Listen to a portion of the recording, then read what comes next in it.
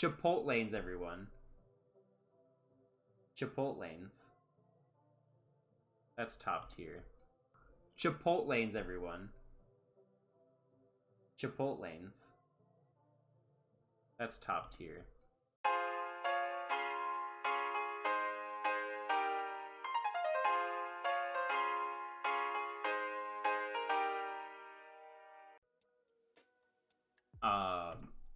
So the one we're going to be looking at today is this one. Your delivery orders are making restaurants mad, and now they're fighting back.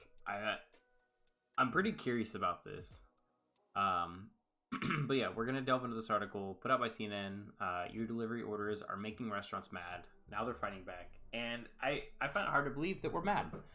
I mean, there are definitely... we're just going to jump in, because I'm curious to see what the article says before I make any prejudgments on it. But...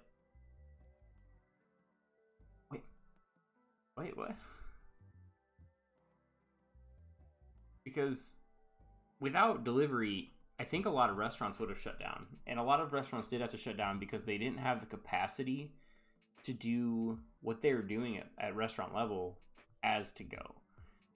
There's a lot of places around here that places that I had were like on my list of restaurants to go to that closed down because I think that it was like a coursed meal thing where you'd pay for a spot and then you'd be there for a couple hours and then they would send courses out on a prefix menu.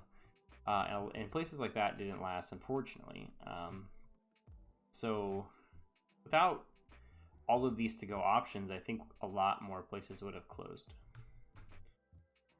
Or I guess they would have went the carry-out method, and I still think that they would not have seen the volume that they have been able to see. But here we go. We're gonna dive into it again. I don't want to get too far ahead of myself.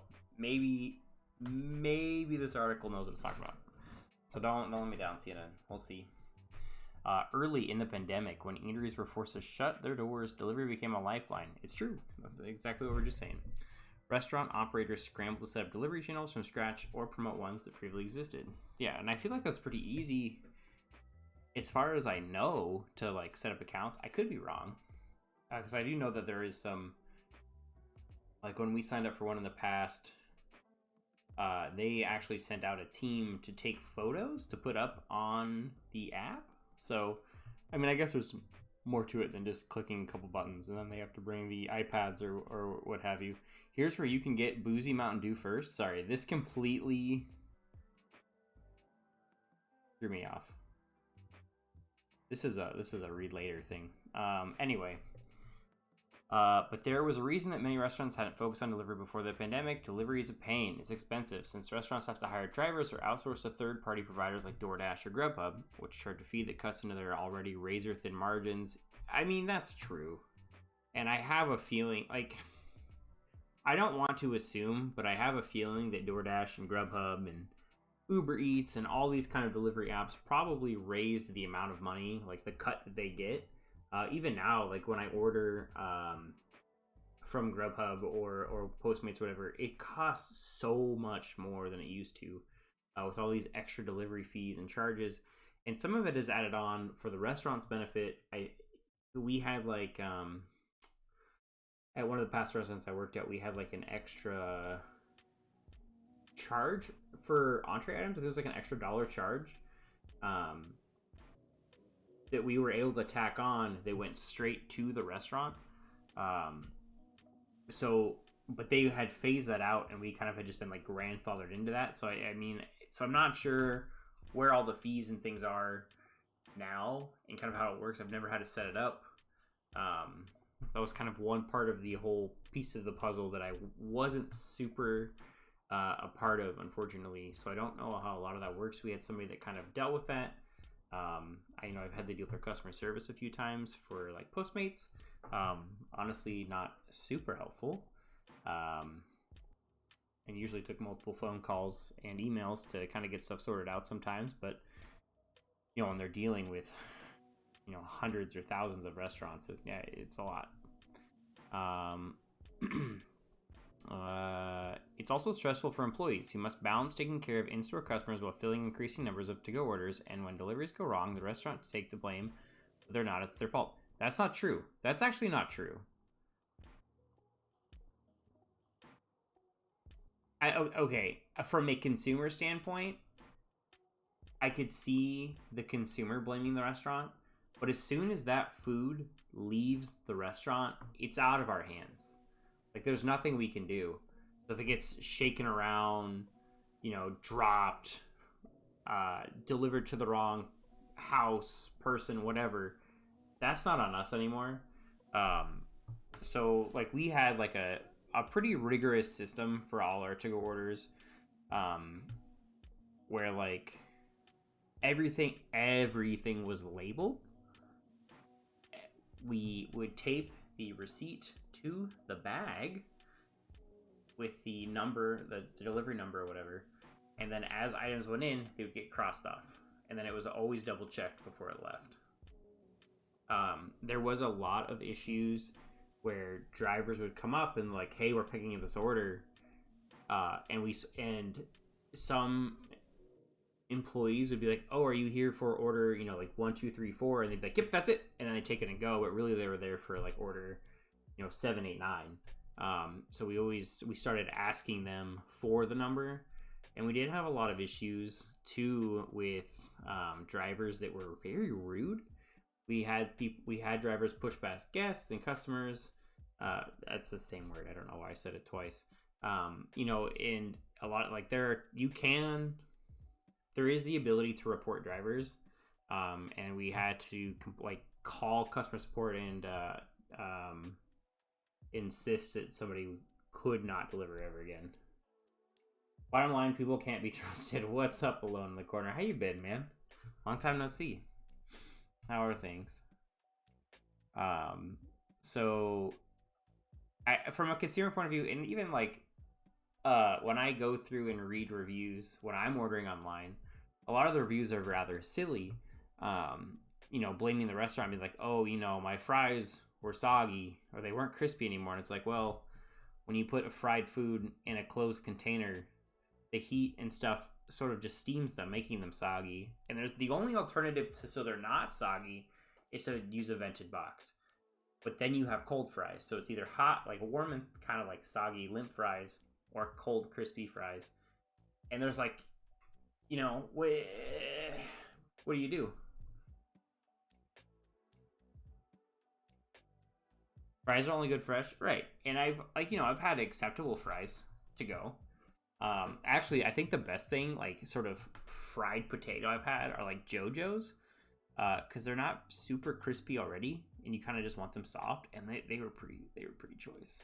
You see these reviews that are like, "Oh, when I got it, it was a mess," and I was just, but it's just kind of like, we put it in a box, and then that box goes with somebody in somebody's car, and who knows how they handled it. So it's like that part is not on us, like how it's plated by the time it reaches you. Like we can only do so much.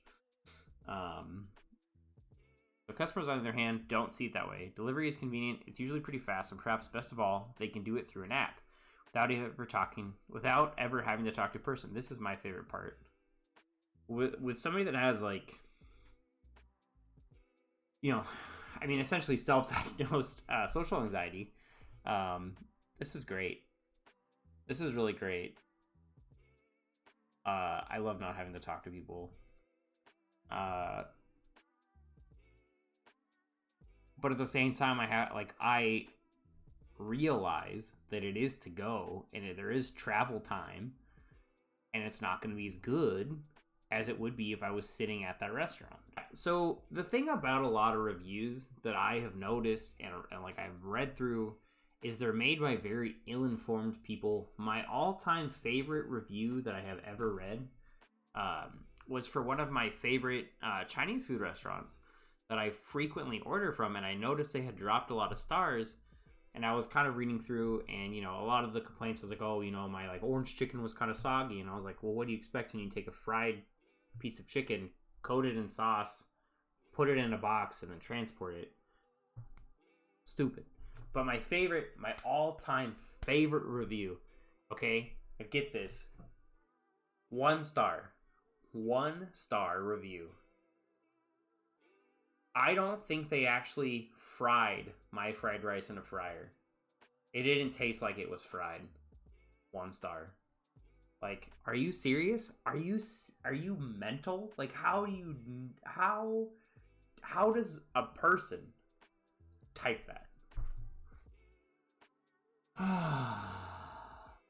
If I'm gonna eat out, I'm gonna make it myself. Well, as somebody that cooks for a living and cooks for people all day long, the last thing so there are cooks.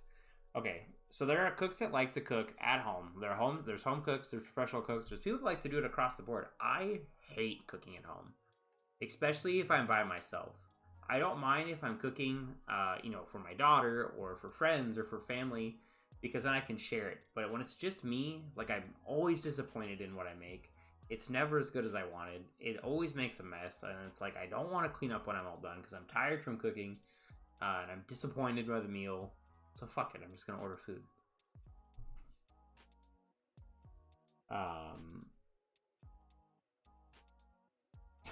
Orange chicken is always good. I wish that I got my calzone before, but I can only. I want a calzone. People expect to get Michelin level food at McDonald's prices, and that's another thing too. Is like,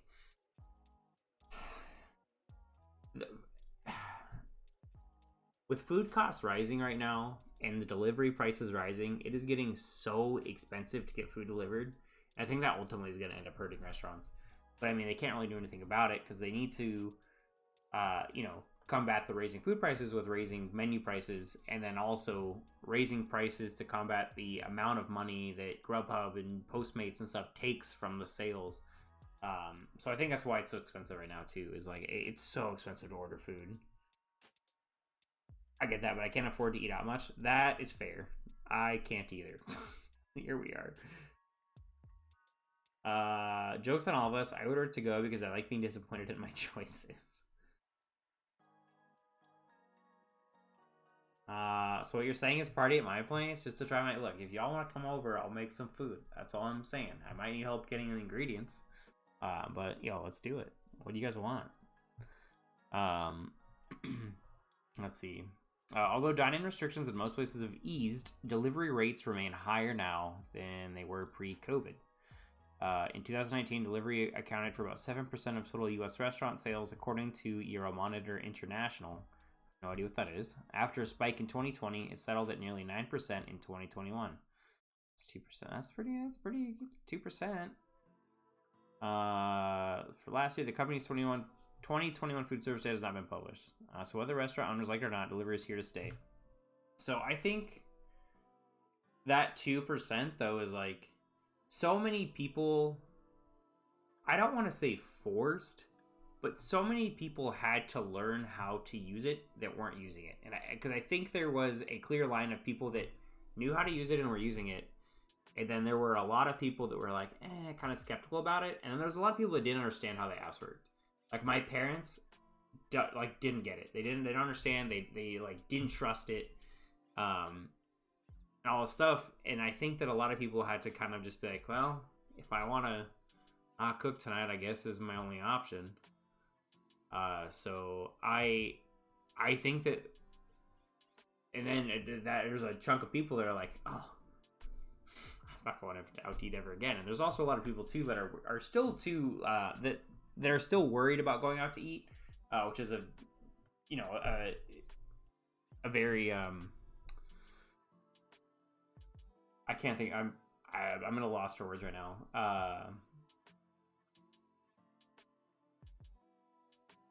I'm drawing a blank. I've completely drawn a blank on how words work. A very logical worry. There we go. It's a very logical worry to have to still go out to eat, especially with there are some states and places that are completely lifting mask mandates, even though the cases are rising. And a couple months ago, a bunch of schools were shut down because of how many cases there were, and they didn't have enough staff because over half the staff was sick. Valid. Thank you. Valid is the perfect word. It's a valid concern. I've gone out to a few places, but I usually go on days where it's not crowded and late.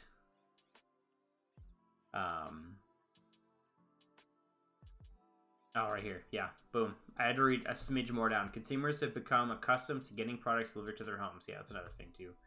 There's a lot of people they weren't used to it. So Joe, managing principal at Technomic, a food service consulting company. Now restaurants have to figure out what to do to make it profitable.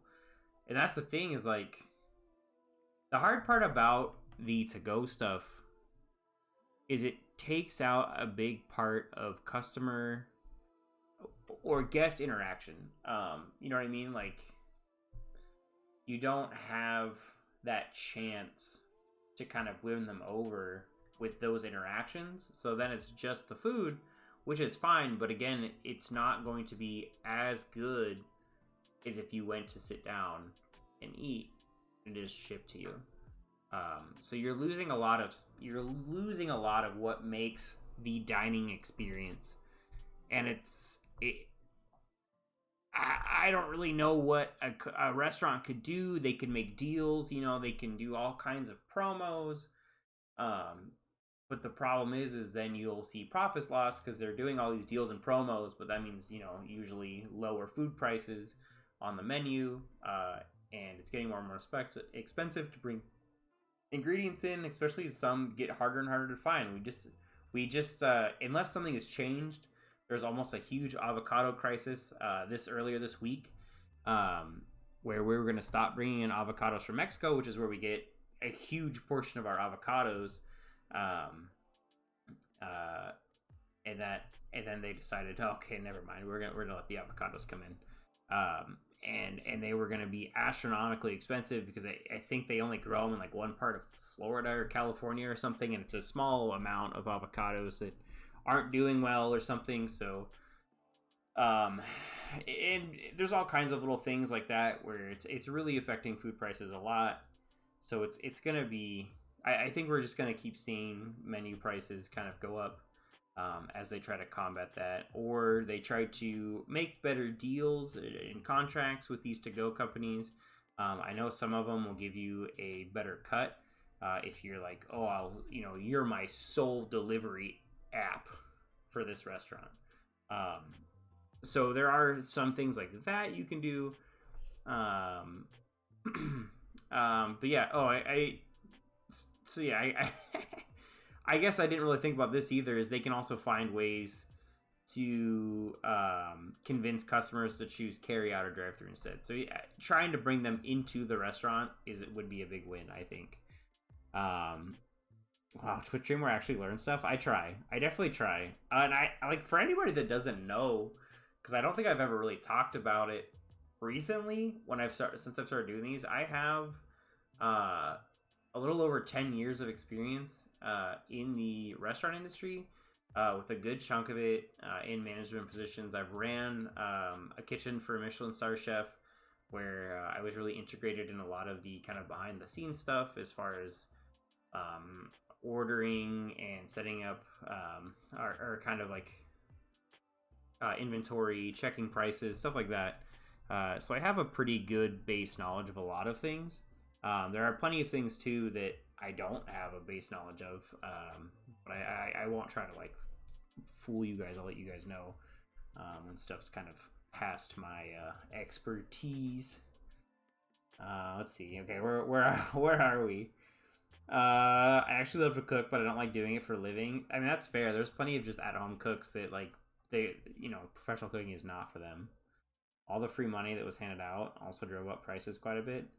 I don't necessarily think that the free money handed out, like, I don't want to say free money, but I don't think any of the stimulus package stuff had anything to do with the rising food prices or the menu prices at restaurants.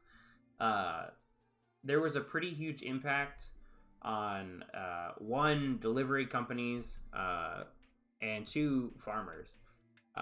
And because of that, we're just seeing it kind of channel down, where it's been kind of rough.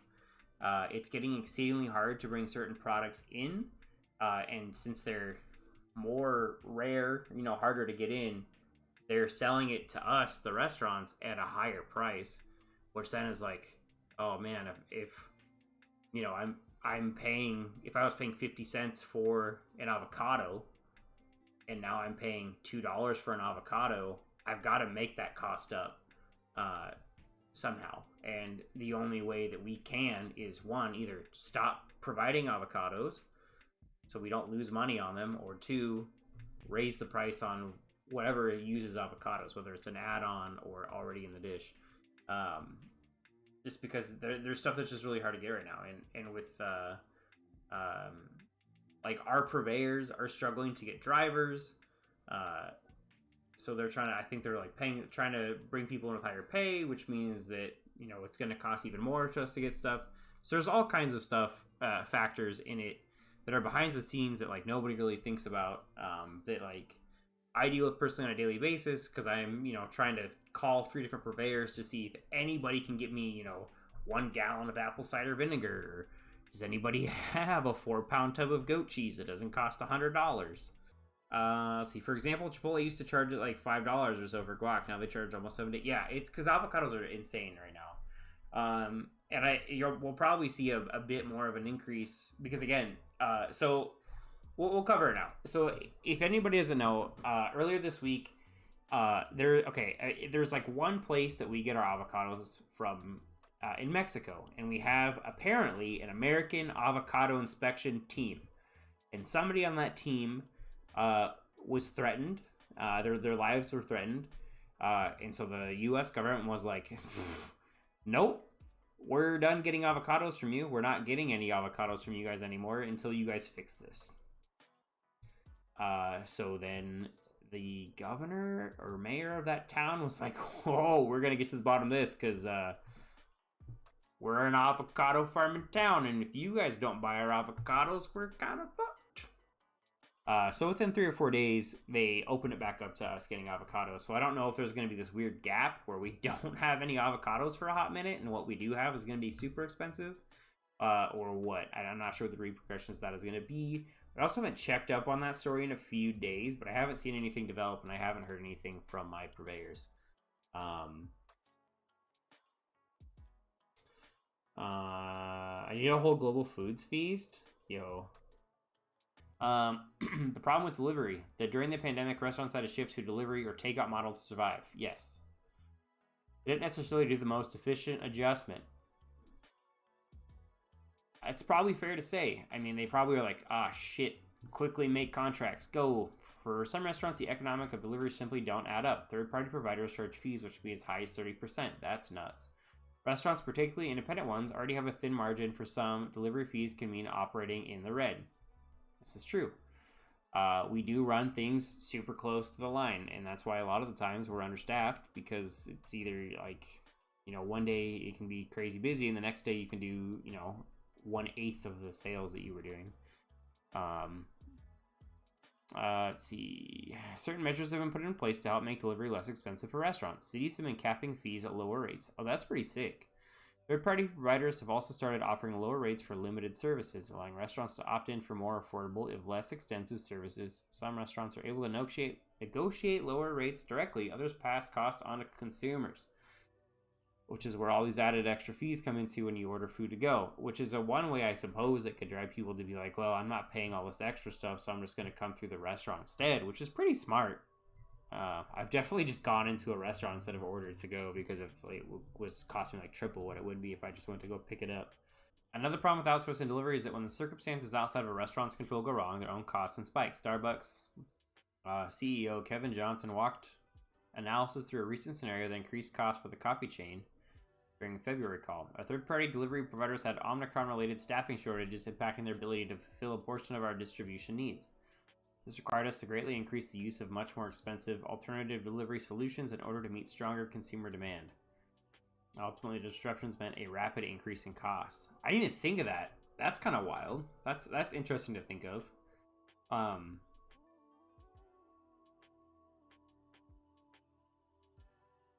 Huh. I wonder how. Yeah. I wonder how how they handled that. If they just got more apps, or what the solution to that was. I wish they would have went into more detail. One way to tackle delivery challenge is to separate the service from regular restaurant ops and use it mainly to attract new customers. That is especially important for casual dining brands such as Applebee's and Chili's, which are designed to serve family diners primarily in their restaurant. ghost kitchens. The pandemic prompted these chains and others set up online-only concepts designed specifically for delivery. Applebee's launched Cosmic Wings, which serves Cheeto-flavored chicken wings. Brinker International, owners of Chili's and Maggiano's Little Italy, has 2 virtual brands so far, Just Wings and Maggiano's Italian Classics. Online-only brands allow restaurants to promote products that travel well for delivery, such as sandwiches and wings, helps turn the service from a burden into a competitive advantage. Those virtual brands offer some really unique opportunities to explore urban and smaller takeout delivery-centric prototypes. Yeah. For fast casual and fast food restaurants, which were already designed to get people out the door quickly, better drive-thrus and incentives for carry-out may be the way to go.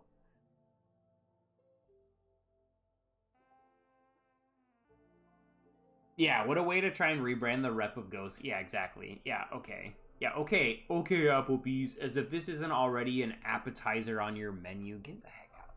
I don't know why they don't just... Because they can pick what goes on the app. I'm like 90% sure you can add and remove stuff. So why not just put that on there? You know what I mean? Like, just have those limited options. Anyway, what do I know? Customer habits change. Restaurants are rethinking their layouts. For many, that means more drive-thrus. Chains from Taco Bell to Burger King are adding drive-thru lanes to restaurants.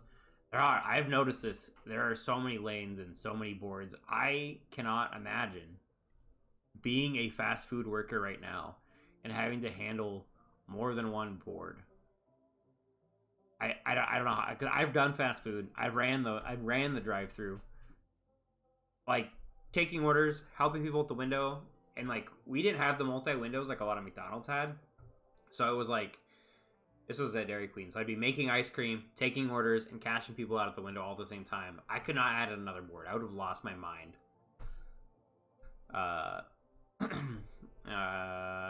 More lanes help speed pickups, and faster drive-thrus could ultimately be a more attractive option to consumer than delivery. I wonder if or maybe they have an extra person to do the other board. I don't really know how that works, to be honest. Chipotle, for example, is planning to open about 4,000 more locations. Most of them will have Chipotle lanes. Stop. Chipotle lanes, everyone. Chipotle lanes. That's top tier. I can't eat Chipotle. Every time I've ever gone to Chipotle, like, my stomach has never been more upset. Every time. I don't know how people eat it. Steve, you're forgetting fast food workers aren't people. Neither are our cooks. Look, everybody in the kitchen are just little kitchen goblins. We know it. You guys know it. That's just how it is. Okay? There was this thing that happened over here that the waiter had a protest march because of pay, apparently. Good. There's a lot of places that are trying to unionize, too. I know, and then we have maybe we'll see a restaurant workers union sometime in the future, because a lot of us do work pretty shit hours with no breaks, which it is what it is, but it's not great. What we've seen with Chipotle lanes is our digital business goes up, our delivery business goes down as a percentage, and the order pickup percentage goes up. Yeah, so getting more people to the door, whether even it's through to go, you still get the customer interaction. You still have that chance to win people over. Chains can't convince customers to use speed or drive-thrus. They might try something else, like a small bonus for skipping delivery. That would work. This works already for me. If I put in my meal and it's like triple the price of what I'm ordering, like, I'm out. Like, once I just wanted to go order like a sandwich one day. It was like $10, but like my delivery was like almost $30. I was like, I'm out. Nope. If all else fails, companies may see delivery fall off naturally as the service becomes pricier. Yeah, and again, that's how it is for me right now. It's just like, it's not worth it. To make delivery more profitable, companies have been making it more expensive. Yep. At many restaurants, many prices are higher for delivery than they are when somebody goes to the restaurant. Certainly the case at Chipotle. The reality is the channel comes with additional costs. During a recent analyst call, what we've seen is people recognize that and are willing to accept that for those occasions. Companies have been raising prices on everything from menu items to consumer goods, and are saying that so far, customers are sticking around, but that won't last forever. It's easier to do pricing in a stimulus environment when everyone else is going up. It's much harder when there's a real squeeze on income. Coca-Cola raised prices last year and may do so again this year if needed. The risk is that inflation is on the rise. Customers might turn on higher prices, including for delivery. Consumers are willing to pay for delivery now. At a certain point, there's going to be some pushback on that. Yeah, it's getting so expensive, and it's becoming less and less of a necessity because with more places opening up, they're not going to have to order to go. They have other options now. So there you have it. Restaurants are mad because delivery apps are squeezing every nickel and dime out of them. And now we know. But again, a lot of them wouldn't have been able to survive without the to-goes. I just think that a lot of these companies and apps kind of took advantage of some of the restaurants. But they got to make money too somehow. And that's just how it is.